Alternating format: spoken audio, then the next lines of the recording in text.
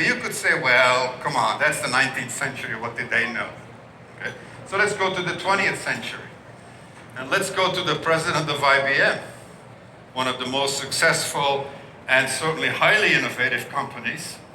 And we take the clock into the mid-40s, and we look at the president of IBM, and he says, well, there's a world market for, maybe 5 computers.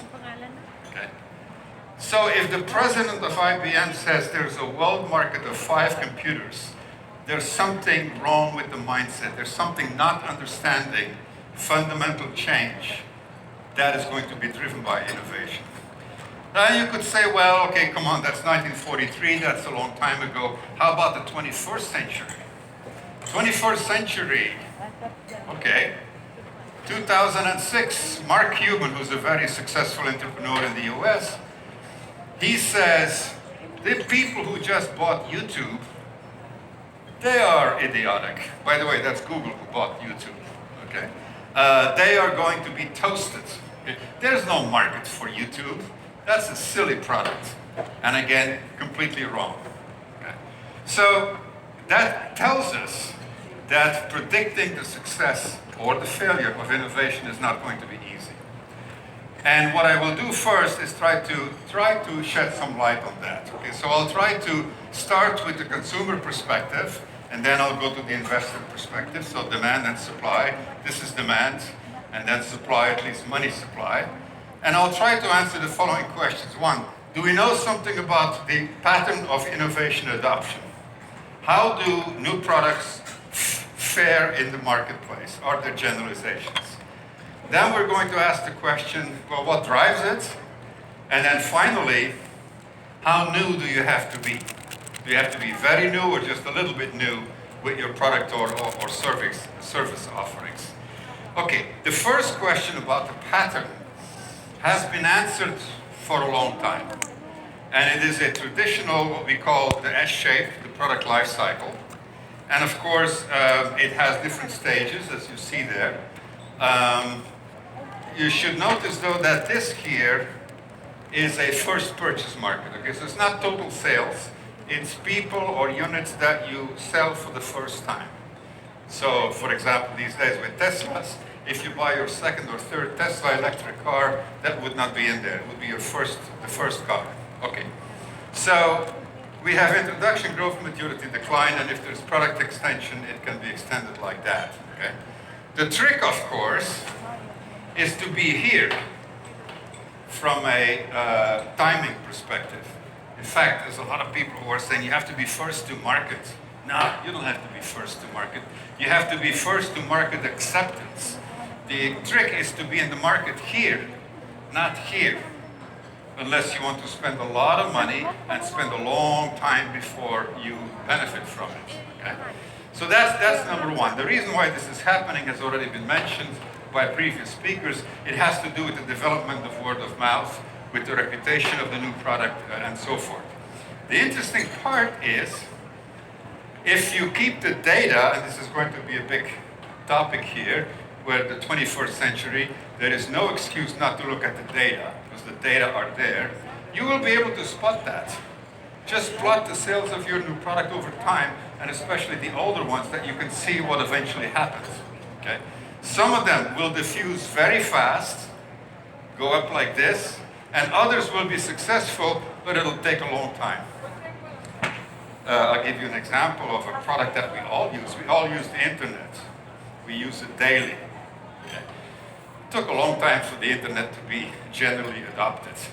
It was invented in 1969. It was the first email message that was sent. It was sent the same year as the first man landing on the moon.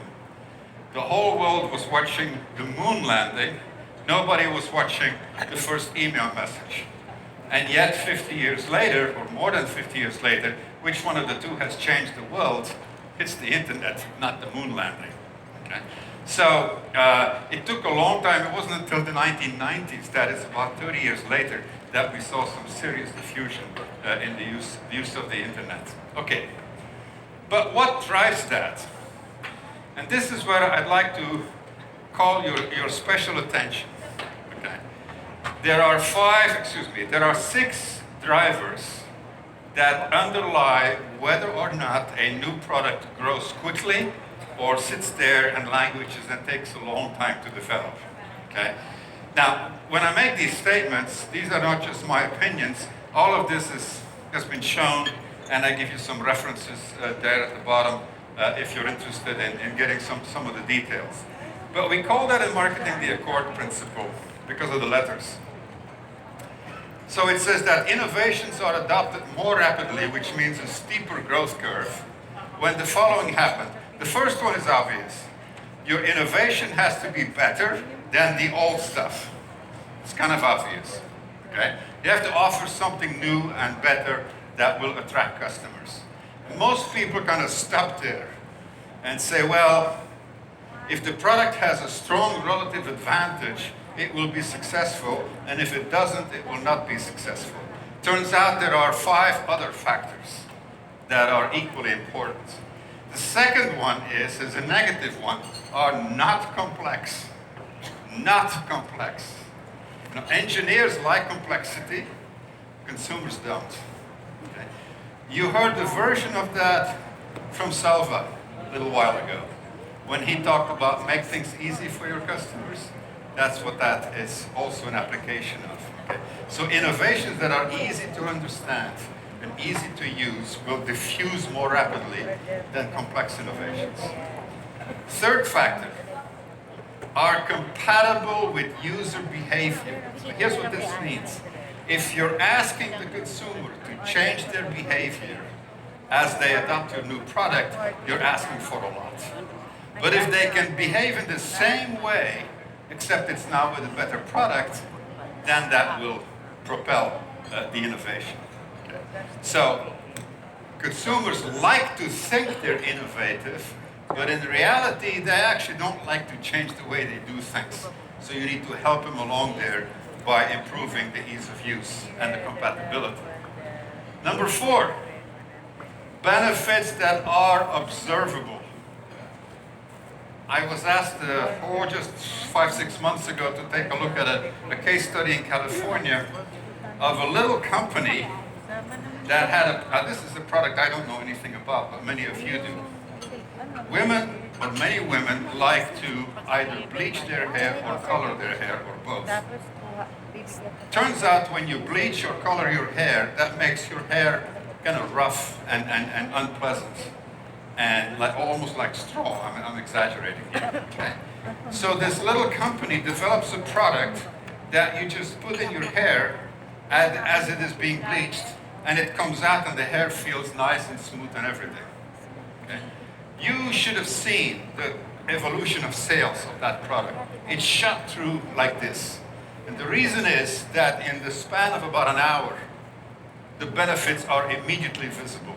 You immediately see the woman whose hair is being treated immediately says, oh my gosh, my hair is bleached and it feels perfect. It doesn't feel like it's been damaged. Okay? So observable benefits, which is of course much easier in some categories than in other categories. And then finally, it's about risk. Of course, we don't like risk. So anything that you can do with your innovation to reduce the risk of a bad purchase will help. So for example, in the automotive markets, are you really forcing your consumers to pay for a new car that has completely different features that are unproven? Or maybe you're providing a 3-year lease program so that they can use the car and pay you a monthly fee, and they use the car for 3 years, and then if they don't like it, they can give it back to you. So you, the manufacturer, assumes the risk of dissatisfaction. You don't leave it with the consumer. And by the same token, diversification of risk. So, from a customer perspective, this is absolutely key. You can scale all the innovations in your company, scale them on these dimensions. It's like a check on how likely are we in order to be successful with our innovation if we are strong on these 6 dimensions. And as I said, it's been shown again and again in a number of case studies. And when you point to failures, products that should have done well but they didn't do well, it is usually because they were deficient on one or more of these dimensions. So that's the first question. Second question, how new is new? You know, innovation can be a little something improvement, like your new car model has round lights instead of square lights, but other than that it's the same. Or it can be very, very major, like an electric car, completely different concept, or something in between.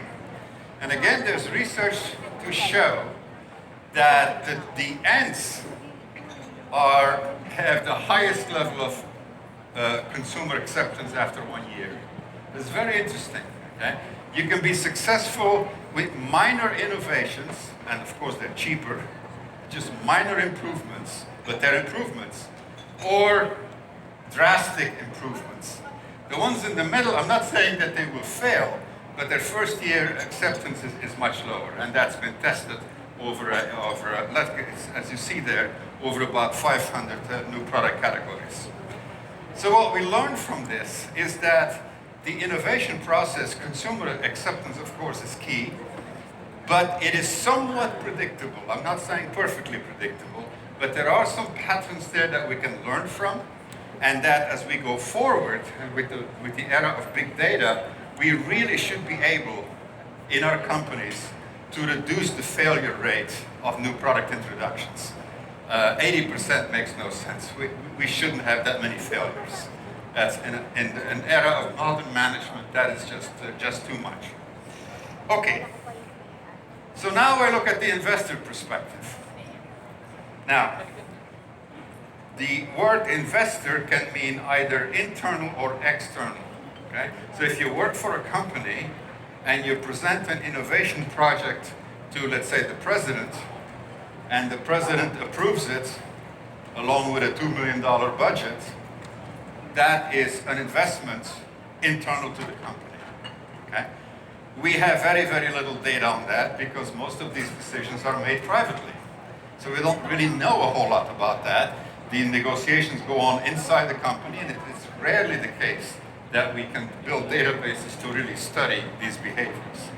But what we can do is take a look at public companies who are, of course, financed by investors like us through being shareholders, and take a look at whether or not the public investment community reacts positively or negatively to innovation behavior, and also the conditions under which that's happening. And again, you need to look at both the pluses and the negatives, okay? So the pluses are people like innovation, it makes you look cool and enterprising as a company, that's all the good news.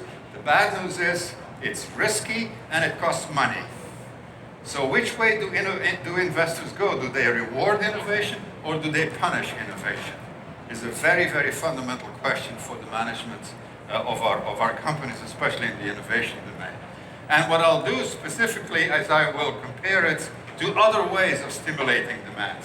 Because you can do other things besides innovation to increase your revenue. So we'll take a look at that. And then finally, I'll address the question of how fast do investors react to innovation, and do you have to wait a long time before you get the benefit? So let's do the first one. And again, I got some references there. Look, we have data on 22,000 product innovations from 150 firms, I'm rounding up the numbers, and in a separate study, 400 automotive innovations from 6 automotive companies. That's a good database. Okay? We can really find patterns in the data that we can have some credence to because they're based upon so many different data points. So what do we find? What do we find is, if you look at a long-term effect of innovation, and by long-term here I mean 1 year, how does the innovation affect the stock price? Okay, so if the companies get punished by their investors, then of course the stock price will go down, and in the other case it will go up. And of course you have to control for the economic environment, because if you're in an up market or a down market, that will have a difference, but there are statistical techniques for doing that. So here's what we know. It's really good news that the long-term effect of innovation on the value of a firm is positive. Okay? So when you hear these critiques, you hear these a lot in the US, and I think elsewhere too, but especially in the US, that the investors are very short-term oriented. They only look at quarterly earnings. That's actually not quite true. It looks like they're only interested in quarterly earnings because you see these swings in the data and you don't have to do any statistics. But if you dig into the data and do some sophisticated analysis, you actually see that there are long-term effects that reward innovation. So that's very, very positive. Okay? And secondly, you get rewarded more for doing something radical than for doing something marginal. Okay? Remember my newness scale, small innovations versus major ones. The effect is stronger for radical innovation. So we're starting out with some good news. All right. This is an example of what we mean for one sector. This is work that I did myself with some colleagues, so I'm very familiar with it. This is kind of what it looks like. And these numbers there are elasticity, so that's kind of give you a sense of direction and relative importance. Okay? So if you have an innovation, what tends to happen to revenue? In the short term, it tends to go up. In the long term, it tends to go up even more. Okay, so that's good. But that's revenue. And investors are interested in net revenue. Contribution to overhead, profitability, earnings, those sorts of things. So if I look at the bottom line performance, positive and positive. Okay? And now you look at the stock price, little bit positive, but here, strongly positive. Okay? So this is all good news from an investor's perspective. Now I'm going to contrast that with another way to drive up your business performance, and that is to offer rebates. See, because as I said earlier, you don't really have to do innovation. You can just stay and do what you do, but just offer a rebate or say, okay, customer, 20% off for you or 10% off for you. You can do that, and the question is, what does that do for the value of your company as well as your bottom and top line performance? So here, contrast with rebate effects. Do rebate effects work? They absolutely work. Short term, positive. Long term, very positive. If you want to increase your sales, lower your price. Economics 101. Okay? But, it's a problem. Short term, you're still making money. But look at this. Long term, your profitability goes down. Why? Because you're giving the product away. You have a reduced value perception from repetitive sales promotions. The brand gets eroded to connect it to the brand material we heard about, okay? Because you're not perceived as being as valuable because you're lowering your price all the time. Excessive rebates, for example. Now the question is, do the investors sense that? Okay? Long run, short run, not really, but long run, yes. Okay? So when you see companies doing more rebating than they did in the past, you should consider that as a signal of trouble. Okay? Not short term. Short term things are fine. Not even revenue, but here. The economics of the firm are being affected, and you're starting to see a reversal of the effect. Okay? So here we see a very nice contrast between two strategies for improving your business performance. One is an innovation strategy, and one is a rebate strategy, and you see the differences, both short-term and long-term. Now, I didn't say here that, of course, rebates are never good. If you have excess inventory, you probably should rebate to get rid of it, but that's a very short-term action. That's not a systematic policy, so that's the difference. Okay, so that's with respect to the known effects. Here's an example which basically says, it's what I just showed, but it's shown for different car brands. And you see that the effects are always the same. They're different for different brands, but the directions are always the same. So if you, for every new product introduction, you see a positive effect of the stock price of all of these brands, Asian brands as well as American brands, and you see a negative effect when there is a rebate. For every $1,000 of rebate, you see that the stock price goes down. Okay? So that sort of illustrates that there's really a pattern here. There is not just an occasional anecdote. Okay. Now this is an example I'd like to work out because it really drives the point home of just about everything I've said so far. This is a standard minivan. They're all over. They're all over here. They're all over Europe. They're all over the US and other markets. And this is the Honda model. And in the late 90s, for every, Odyssey is the brand name, is the product name, for every unit sold, the company made about $1,000 profit, net profit. Okay. And then they did something, and I'll tell you later what it is. And the next year, they're making $3,000. Yeah, actually more than 3,000. And interestingly enough, see, the innovation was here, the effect is long-term. Okay. So what can you do with a car, a minivan, that suddenly triples the profitability of the car? Okay. Well, it was a very clever engineering feature. Those of you who have minivans will recognize this. So a minivan has 2 seats in the front, 3 in the middle, and then in the back, you can choose. You can either have another 3 seats, so now you can have 1, 2, 3, 4, 5, 6, 7, 8. You can transport 8 people, or you can take that seat out, and then you have a big trunk. Okay? But if you leave the seat in, you have a tiny little trunk. What the Honda engineers figured out is that last row, if you pick it up and you slide it in the chassis of the car, you can do that instantly.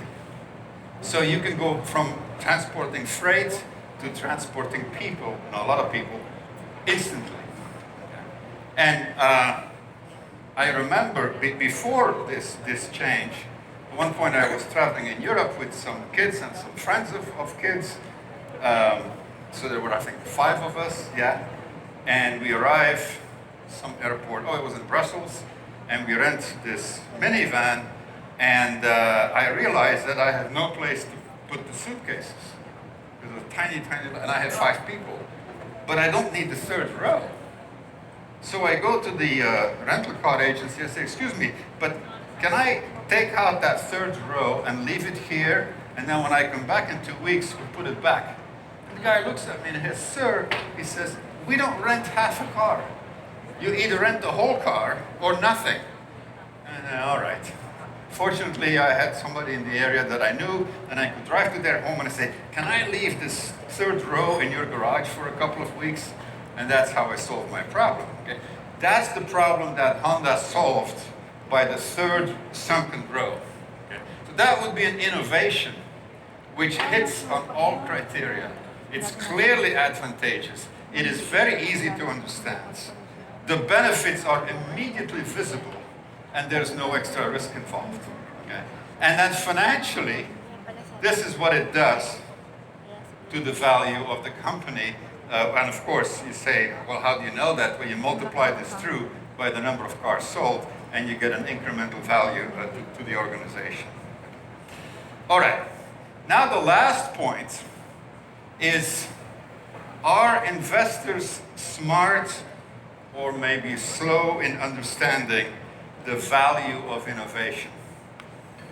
So this has really only been studied once, and that's this case study here. So here's how to understand this. I told you earlier that product life cycles have this S shape. Okay?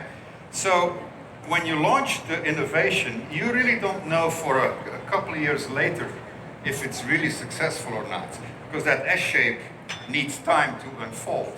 Okay? But this is the effect on investors, and this is measured in weeks. And this says, and this is the increase in stock price.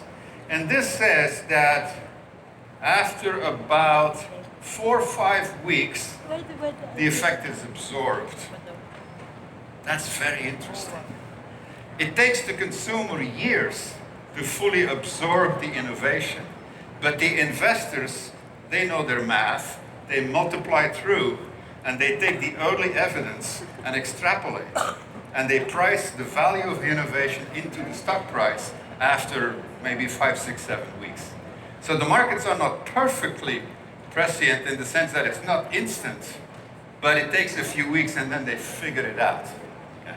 By the way, why is this true in this particular case is because in the US, there is a company, J.D. Power, and they have a network of dealers that, about 70% of all dealers, that are computer linked to the central computer at J.D. Power. So every time you buy a car, the information on the car sale is immediately sent over to J.D. Power. So at the end of the week, they know exactly how many cars were sold, and they also know at what price. Okay? And so every Friday, there is a phone call where you have to pay a lot of money to listen in because they review the sales data and the profit margin data of every car in the country. So the car companies listen in on that weekly report. That's on Friday. When they hang up the phone, the stock analysts, of course, immediately learn about it. And then the stock analysts make predictions of the stock price based upon that sales data. Okay? So that's the wave of the future in the sense that how the rapid dissemination of data, in this case, data on sales and profitability, helps